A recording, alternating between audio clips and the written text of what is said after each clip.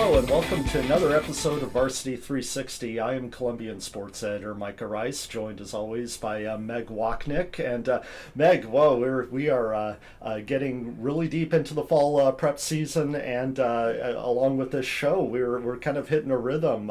Our episode last week about fan and coach behavior toward officials and how that's kind of driving them away from the sport. That was our most viewed episode to date, and we've heard plenty of feedback from it, so it's definitely a subject that strikes a nerve, does it not? It is, and that's really no surprise. It's great to see, 300 plus views in a 5-6 day span, so no surprise, but it's good to see that numbers because it's an important topic, an important subject that people want to know about and they want to learn more about, and hopefully we provided that. Yeah, and I think that's kind of what we're going to do. I think there's still, for this episode, where there's still, I think, a little bit more ground we want to cover on that topic, but also sort of touch on why we do what we do and why we do it in the way we do it, which is the prioritization of local issues, local sports, and giving a local voice to these teams, these issues, and these organizations and schools. Because as you'll hear from later on in this episode, it's not something that every community has, and we're lucky here in Clark County to be able to provide that with a independent and locally owned media company at the Columbian that gives us a lot of leeway to really go and pursue these stories and put a spotlight on people in your neighborhood and in your student body, and just kind of how fortunate we are to be able to do that. And I think this platform that we're doing something new. We've had podcasts years prior, but it was an audio only, and so now we're giving listeners a chance to have something different, like a new medium to watch us, for us to bring issues to the forefront. So hopefully this show will go in a good direction. All right. Well, let's kind of revisit sort of some of what's some of the feedback you've heard from our discussion. And obviously it's something that the WIA especially has tried to put a megaphone to try to get this message out that officiating is something that it's spurred a lot of bad behavior from fans and coaches, and you're seeing tangible effects to how the football schedule is coming together. We learned earlier this week that in Clark County, Thursday and Saturday games are now going to be the norm and so it's no more Friday night lights for every team. The lack of officiating crews available means that teams are going to play on Thursday or even on Saturday, and so circling back to my question, what's some of the feedback you've heard? Yeah, I think the feedback, especially the first 48 to 72 hours, it was kind of a mixed bag. There were some former, even current officials who commented or sent an email or maybe reached out to us on Twitter saying, you hit it on the nail, right? I mean, that's exactly the reason why I either left the profession or left the hobby, or that is the number one issue. And even one official retired from the Evergreen Football Officials Association, even gave a couple of examples, a couple stories over the years, didn't name teams, didn't name fan bases, but said, this is a real problem. And I'm glad that you all had this discussion back and forth to bring awareness, not just in a written form like the WIAA did and so many other outlets are trying to do, but basically just bringing a voice to it like we're doing right now. Well, and we even heard from some people who say that this doesn't start in high school. No, not at all. They see it in for example, the youth football organizations around here, where it's 7-8-year-old kids and parents are treating it like it's the Super Bowl. Exactly. Basically. Yeah. So I was out last week at Mark Morris Washougal for that game that Washougal won. And pregame, I do my traditional meet and greet with the coaches pregame, just let them know, hi, I'm here, and anything that I need to know about this newsworthy. And I ran into Terry Hyde, former Evergreen head coach and who runs the Clark County Youth Football League, and he watched the episode last week and appreciated the banter back and forth, but said, yeah, you're absolutely right. It starts with the youth leagues, and he's not afraid to toss parents. He's also not afraid to toss coaches. And it's amazing. These are very young elementary age kids. And again, it starts at 7-8 years old. They're dealing with this. And again, these officials are most likely working on Saturdays. So these kids and these families can have this great experience. Yeah. And it's amazing. I think one of my favorite pieces of feedback I heard was from someone who a volunteer who was running the scoreboard at a junior varsity basketball game, and they had switched the gyms, so she wasn't familiar with the operations of the scoreboard, and parents started rip on her, saying, learn how to do, just basically being jerks that they can be sometimes. And she turned around and said, "Shut up, it's only JV." And I thought that just kind of put them in their place. It's like, so what if the scoreboard isn't working? The kid, it's junior varsity. The kids are working on their on their skills, getting better, improving. Nobody's gonna hand out a state championship for JV. Exactly. And so not saying that JV games aren't important. Don't take that out of context. But really, there's some perspective needed here. It is, and I think one thing we didn't touch on last week was, I know that the main subject was about fan behavior toward officials, but in a lot of places, right behind fans, if fans is number one, 1A is coaches, and it just makes me think of the couple stories that come to mind. I mean, one of them is a well-known name in this area for basketball, David Long, who retired last year from Columbia River after 34 years, and I did a story on him last January, and he brought this subject up. I didn't, but he said his biggest regret out of all of his years of coaching basketball was how he treated officials. And my follow-up question was why? And he said, I always thought of them as the enemy, and I know now that that's wrong. And I've heard stories about Coach Long, and he talked about in really the late 90s when he said that boys basketball was at its peak in Clark County, where he would just be so fired and amped up on the sideline. He wanted every call to be right. In the last 8 or 10 years of his career, he realized that officials aren't the enemy. They don't care who wins. Just like us in the media, we don't have favorites. We just want a quality game that ends in a reasonable hour. But for him to say that, I thought took a lot of guts. I mean, he's what you would call an old school coach. He still feels that there shouldn't be a shot clock in Washington high school basketball. But for him to come out and say that, I thought was a big deal for him to admit that after all these years. Well, and for someone of his stature to say that has to carry a lot of weight with younger coaches, because people are going to look at him as kind of a model of someone who has done everything in high school basketball coaching, longevity, success, getting players to the collegiate level. And for him to say, I was wrong, when he's racking up one of the perhaps the winningest record in Clark County high school basketball coaching history. It's that is a blaring message to younger coaches that look, it took me 20 some odd years of a 30-year career to learn this, but that's something that you can learn from day one. It is, and I think a great moment was his final game coaching, where he actually went out before as the officials ran back into their locker rooms and stopped and shook each of their 3 hands. And I think that was just a great touching moment. Yeah, because I mean, as amped up as Coach Long could be, he was always classy and always put the right priorities first. And so for him to kind of make a show of that, I think just hammers home the point that these are people that need to be respected. And frankly, he doesn't have a coaching job if there's nobody to officiate these games. That's true. No, you're absolutely right. And you think of basketball, and that's probably the one sport where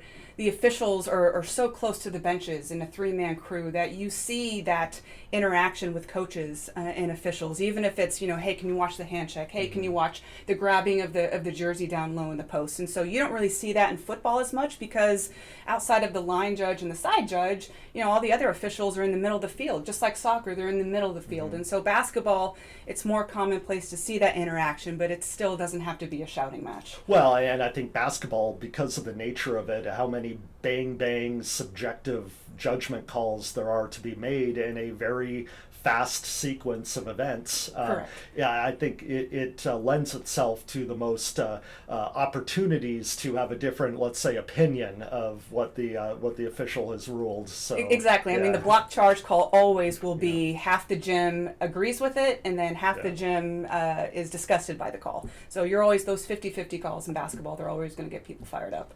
What's just curious? What's maybe the most egregious example of misbehavior here that you've seen while you're covering a game? So I've been doing this, what have I said? This is my 15th year in high school sports. So way back when I was, 23, 24 years old, I was starting my career up in Olympia.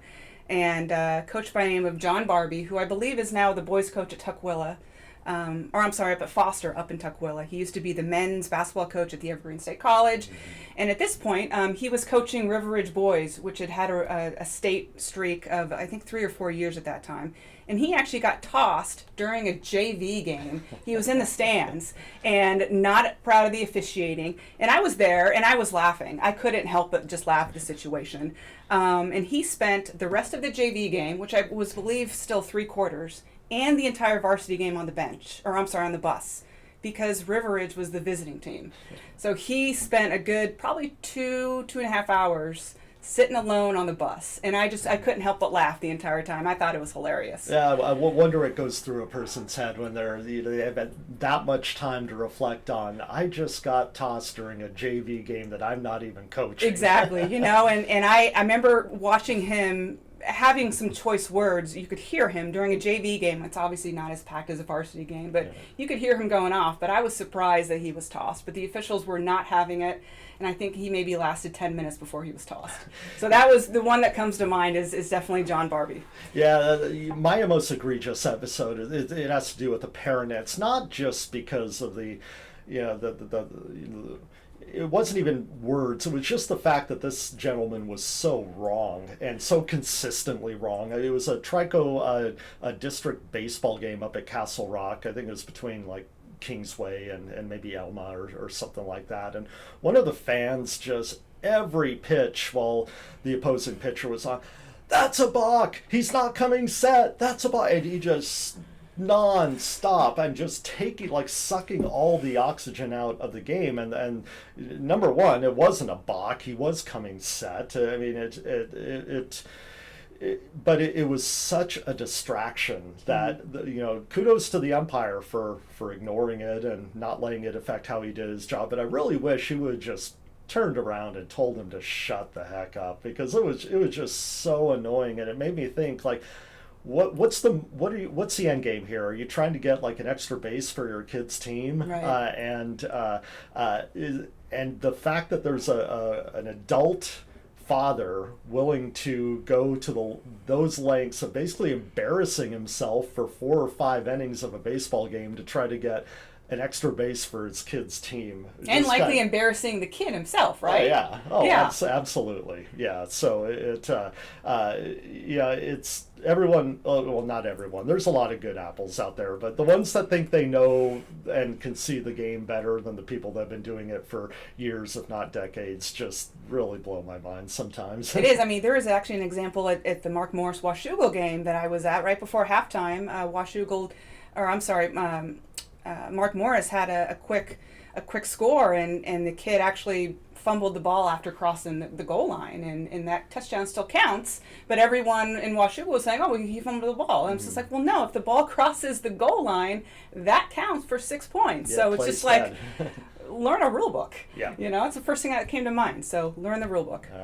Well, one of the things that has stood out to me about this discussion and elevating it in any way we can in the show is being thankful that we're able to do what we do here. And I've always said that I think Clark County's kind of in a sweet spot with it's big enough so that we have a lot of opportunities. There's a lot of high schools here. We're part of a larger metro area, but it's small enough where people still care about their neighborhoods and their schools, and that when a high school team goes and makes a league or district or state championship run, it resonates in the community. And what got me thinking about this and why I wanted to talk about it this time is that I have a yearly gathering with friends I've known since I was in elementary school with some of them. Growing up in Eugene, Oregon, we always make a point to gather every September and catch up and learn what's going on with each other's lives. And couple of them live in Seattle, a couple of them in the Bay Area, a couple of them in Iowa, one in Bend, Oregon. And a lot of when my job would come up and what I'm doing, a lot of them just said that we have no local news source, or what we do have is a shell of what it used to be, and we feel like we don't know what's going on in the community. We feel like people who are striving to do some excellent things, there's no way to learn about them unless it's through a very specific, like if you follow that team specifically in that own team's page. And so it just left me with a sense of gratitude that we're able to, here with a locally owned independent media company, we're able to tell those stories and pursue that, because I know, Meg, you've worked a long time at this, in this industry, and covering stories at this level of the community, that it really is a shame to see what happens in communities without that outlet. It is. I mean, I touched earlier in this segment about starting my career in Olympia. I spent almost 8 years there, and to see the coverage now, you're right, it's a shell of what it used to be. You know, I was very proud of the coverage that I did then, and to see it bare bones now, it breaks my heart for so many coaches and teams and athletes that I still know in that area. But the reason why I still do this after 15 years is I like to say it's not about the games themselves, but it's more about the people who play them, and that's where we come in as those great storytellers. Because so many of these kids that we cover, right, the statistics are out there about how few kids go on to play college, and how even fewer go on to play professionally. And so for so many of these athletes, this is their big time, and so why not give them that moment? Well, and I think one thing I've kind of come to appreciate as my two daughters have gotten older, one of them is a junior now in high school, and she runs cross country, kind of switches between the JV and the varsity, is that you learn how important these sports are for reasons that usually aren't covered in the newspaper. It really doesn't matter for a lot of these kids if they're winning championships, or if their team has a winning record. It's about, taking a person who, when she entered middle school, was so shy, I was worried about if she would ever find anyone to relate to now she's involved in a few different clubs, but one of her favorites is cross country, just because of what that team does to make everyone feel welcomed and accepted. And sure, there's a lot of athletes that are exceptionally fast on that team, but most aren't, and that's okay. And so I think over the course of, obviously I started in this profession in 1999 down here at the Columbian, and it's seen a lot of twists and turns and evolutions with kind of how we cover sports and what we place an importance on, and obviously the more general interest is in when the football team makes a run to the state championship game, or a basketball team is in the Final Four. But what, to bring it back full circle to kind of the officiating, it makes it, I've realized and appreciate more so now than I think I ever have, just how important the role of sports are in kids who may never see their names in the paper. And if we have to start canceling games, or we, you have to make more cuts because you can't have a JV team because you can't staff the games, then that's going to have a huge impact. And we saw that during COVID when extracurricular activities went away. It just was devastating to some kids. And so for us to be faced with the prospect that might happen because of, basically people acting like idiots and driving officials away, that just makes my blood boil. And that's, for me, I just wonder what is the future, right? I think that's where a lot of state associations and state officials associations are concerned with. What is it going to look like in 5 years? I mean, what is it going to look like next year?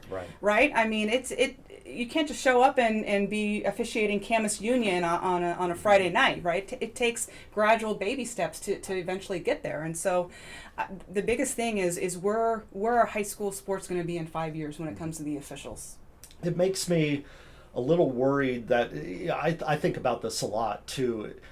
If high school sports eventually become unsustainable, where are you left with? You're left with these club scenes. And the 7-on-7 scenes. And there's a clear profit-driven motive toward a lot of those, and usually it's generated or focused toward the kids that either they themselves or their parents see that as an avenue toward playing in college. Well, what about, the JV kid who doesn't have college in his or her future, but has their life enriched by being part of a team and part of that. If that avenue isn't available and you're just left with these academies, and not saying there isn't a place for those academies, I think that bridge has been crossed years ago. But the fact that scholastic based athletics, it's so important, not just in the opportunities it provides, but in the fact that why do people care about Camas High School football or Union High School football, but they couldn't, unless you're neck deep in it, you don't care who wins a 7-on-7 tournament. Right. You care because that group represents your community, your alumni base, your town. Right. I mean, I think of a couple of years ago when the WIA reinstated slow pitch for girls, right? Slow pitch went away the early 90s. And in some state associations like Oklahoma, they still do state slow pitch. And I thought when they first brought back slow pitch, I'm thinking, are we kind of going back in time a little bit? But again, it's creating so many opportunities for girls who may not otherwise be a part of a team. Bowling is another example. I was just thinking about that. Yeah, 20 years ago when, it was kind of the sport to get more girls out for competitive athletics. And now, I mean, I have a heck of a lot of respect for some of these bowlers are amazing athletes. I mean, state bowling is one of my favorite events to cover, and it's amazing to see the growth of bowling in the state over the last 20 years. Who knows what slow pitch will be in the next 5 to 10 years as well. Yeah, I never think you're going to go wrong by adding more opportunities. I mean, let's see where it goes. And, it might not appear initially that, it was a really significant team or season or game, but you just never know how that's going to impact someone down the road. Exactly. Yeah. So.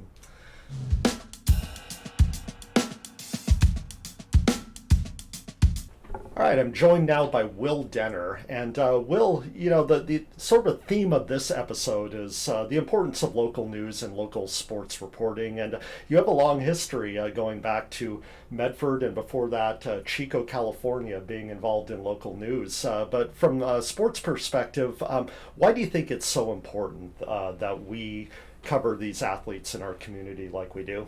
Yeah, I mean, I think ultimately we're offering something that you can't get anywhere else, whereas, national news and just kind of the filtering of information like that is something that can be found anywhere. And I think ultimately when you invest in local sports and particularly high school sports, you're going to get more just kind of community excitement around it. I think I've worked at places before where that's kind of been taken away a little bit, and I think you see kind of a difference in just the support and just kind of the interest it generates. And I think the job we do here obviously is something that's pretty I don't want to say unique, but the level to which we do it is something that you don't see a lot of places these days. Yeah, I think our community kind of hits a sweet spot in its size in that we're part of a larger metro area. There's lots of opportunities. Families move here because of jobs, because of good schools, because of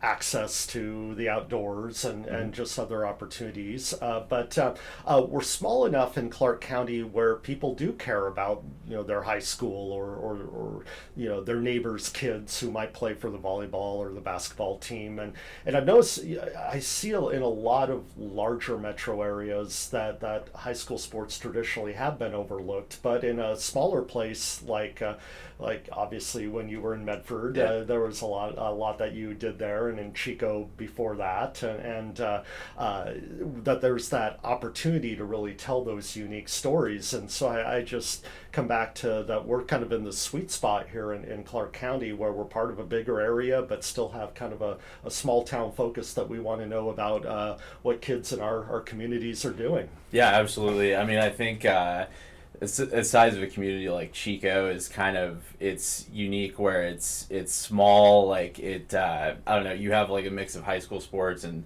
local colleges, but then there's also obviously an interest for, pro teams like all the Bay Area teams, but you kind of, I think in Clark County it's obviously neighboring the Portland metro area, but you also have the Seattle market, and I think like you said, it's just kind of right in the middle of kind of a sweet spot of high school sports and something that, as I said, like the community really cares about. And I think we see it in the work we do daily that when we provide more local sports content, that usually means good things. Yeah, and I think one thing about working at a media outlet this size is we aren't just sports reporters all the time. We're kind of involved in our communities and sometimes get drafted into doing other things. And people that don't know about your background, Will, is that you had a chance when you were in Chico to play a role in the coverage of one of the biggest national stories that was happening in, was it 2020? 2018, 2018, okay. The Camp Fire, yeah. So Yeah. that happened in November of 2018, which was only 2 months actually after I got there. And it was, as you said, just a huge story at the time. Ultimately, it became the deadliest, the most destructive wildfire in California history. And when you have a story like that that's literally 10 to 12 miles from Chico, that becomes the most important thing. And no matter if you're a sports reporter like I was at the time, that kind of became the top priority for us. What was interesting about it though is we only had about 10 staff reporters. We didn't even have a full-time photographer at the time, so we actually got some help from the Bay Area News Group, which was our parent company, and they kind of came in and helped us. But ultimately, yeah, it was 10 really dedicated reporters who lived in their community and were kind of going through all this stuff at the same time as everyone else was, and told the story, and yeah. What do you remember about those days when no one knew which way that fire would turn and which way that story would go? And what was it like trying to report about a story, but also wondering if your apartment or your house might still be there at the end of the day? That's a really interesting question. I remember the first 24 hours I was covering a section cross country race about an hour away, and it was the same day that the fire broke out. And I remember driving back toward Chico on this highway, and you see like this constant stream of cars driving the other direction, and I'm like one of the only ones going in. You see this glow on the hillside of this fire, and because I had just moved there, I think I was kind of reacting, just kind of looking at the people around me and seeing how they were reacting, and it was scary, honestly, for that reason, just because you don't know of something like that magnitude and don't really have anything to compare it to. And so yeah, personally speaking, that was just something that I think it was something that we all kind of had to deal with, kind of almost the trauma in a way, but then also tell the story at the same time. I think the initial couple days were really just about kind of telling stories of people evacuating, literally escaping this fire with whatever they had with them. And then it really turned to, kind of the humanitarian crisis, a lot of people all of a sudden being without homes, the air quality being really poor, and just and even the impacts on things like sports. The Paradise football team, for example, had to cancel the rest of their season because it just wasn't really a very tenable situation for them to continue. So lots of different angles, and it was a really bizarre, but also I think a really important several weeks for a job like we were doing, and covering this national story, but being right on the ground and having the knowledge of it. So well, and the team at the Chico newspaper, the Enterprise, that was rewarded with a Pulitzer Prize. So we were named a Pulitzer Prize finalist in breaking news reporting for the following spring. So that was 2019.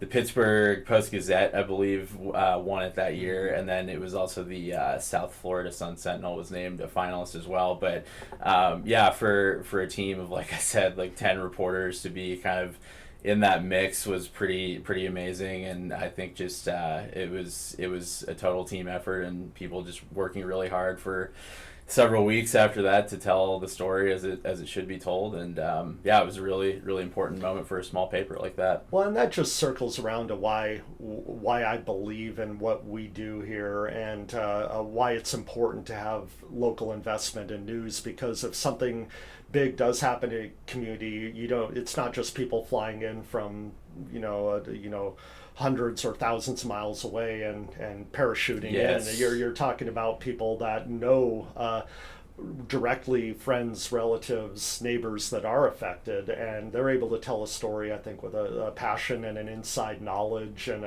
a lay of the land that you don't get on these big homogenized news networks. Yeah, absolutely. I mean, I see it from, an experience like living in Chico, but even here, I mean, seeing the institutional knowledge that you all have of this community. I mean, I think between, you and Tim Martinez and Jeff Klein have all been here 20 plus years, and for better or worse. And Meg Wochnick obviously being here for I think 5 or 6 years. I mean, just a ton of local knowledge in this community that I think serves readers well, and I think allows us to tell stories with kind of a deeper understanding and context that you don't get, like you said, from somebody just parachuting in.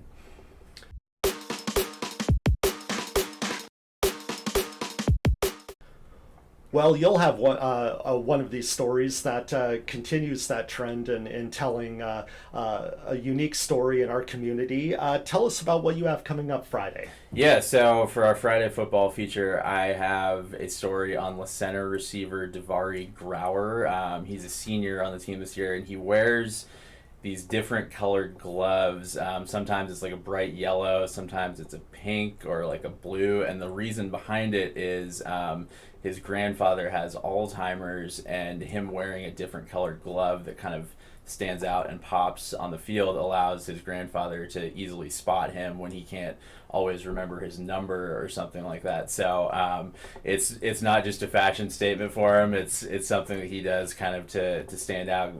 I think everyone else on the team wears like white gloves or something like that. So he wears these gloves, and it's kind of both for his grandfather, and then he wears pink occasionally. There's a couple of people close to him who have had breast cancer, so just kind of a way to pay tribute and honor those close to him, and not to mention he and the La Center football team are off to a great start this year, so kind of a chance to spotlight them as well.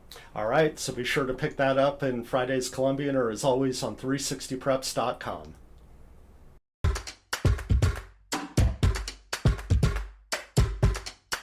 All right, I'm joined by Tim Martinez once again for our weekly segment 3-2C, and boy, the 3A Greater St. Helens League really gets going in earnest. But before we get to those games, there's another crucial 2A Greater St. Helens League clash on tap this weekend, isn't there? Right. And before we get to the games, I'm just going to quickly go over some of our numbers. 11-4 on our picks last week. Okay. Takes us to holds steady at about 74% pick rate this week. So, and those picks, they get posted every Thursday afternoon. Preview capsules with links to live streams. So the big game this week, 2A Greater St. Helens League, Washougal at Ridgefield. These teams are both 2-0 in league. Last two 2-0 teams in league.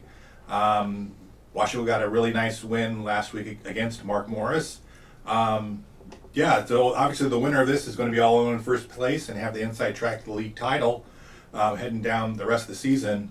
Should be a really good matchup. I saw Ridgefield play last Thursday against Bay. I think you saw some of the potential that the Spudders had, but you also saw a little bit some of the issues they're still trying to challenge, particularly on defense, which was a strength of theirs last year. They had a real sort of a tough time getting Bay off the field and bringing on the punting unit, which kind of kept the Eagles hanging on there. Spudders eventually won the game out with some turnovers, especially late, to kind of widen the margin. I haven't seen Washougal play yet this year. I saw them on video in week 1 against River Ridge, and I think they're clearly better now with Holden B. and Liam Atkin running the ball, Sam Evers catching the ball. So a really good matchup. Should be a really good matchup game on Friday. If I had to pick, I'm going to go with the season favorite. I'm going to stick with the Spudders on that one. All right. Traditional rivalry game in the 3A JSHL between a team that a lot of people, including us, picked as kind of the league favorite, going up against a challenger that is yet to be knocked off this year. Yeah, Mountain View is a team that I'm still trying to figure out. When I saw them play Union 2 weeks ago, I thought, Thunder, they've got it all figured out. They kind of worked out their kinks, and they looked really, really good. And then they went up to Hanford last Friday and lost to a Hanford team that got their first win of the season. So Still not sure what to make of the Thunder. I still think they're a really good team. And then on the other side with Evergreen, Plainsmen are 4-0.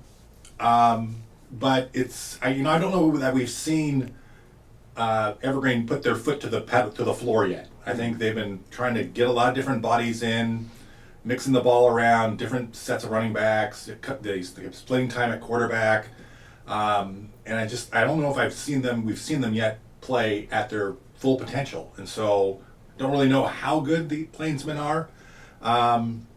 So this will definitely be a really good test, and I think going forward in the 3A Great Eastern Helms League the rest of this year, whether it's Mountain View, Evergreen, Kelso, or Prairie, anytime these teams play each other, it's going to be a good matchup. So Mountain View, Evergreen, it's a little bit weird that they kick off league play playing each other because used to finish the season playing each other at the end of the year. So I'm going to go ahead and stick with Mountain View on the pick this week, but I wouldn't be surprised if Evergreen pulls it off. Well, and the schedule makers, like you said, they gifted us a 2-pack this weekend to start 3 GSHL play because those other two teams who feel like they have a really good shot of being in the mix for the league title are playing each other, Prairie and Kelso. Yeah, Kelso, they have a good defense. They won their first 2 games, and then they've lost their last 2, but their last 2 games against Tumwater, perennial 2A power, and then against Camas last week. So they've been playing some tough teams. Prairie jumped out and won their first 3, and then they took their first loss last week to Union. This is sort of a game to see where all that what all that means and where they're going to go from here. It would be a big win for the Falcons, especially going up to Kelso and winning. Again, I think it's a toss-up game. I think it can go either way. Turnovers will probably play a big role. I owe one to the Falcons from clanking one in week 2, so I'm gonna pick the Prairie for the upset of the week. All right, book it. Yeah, as always, if you can make it out to any of the high school football action around Clark County this weekend, be sure to do so.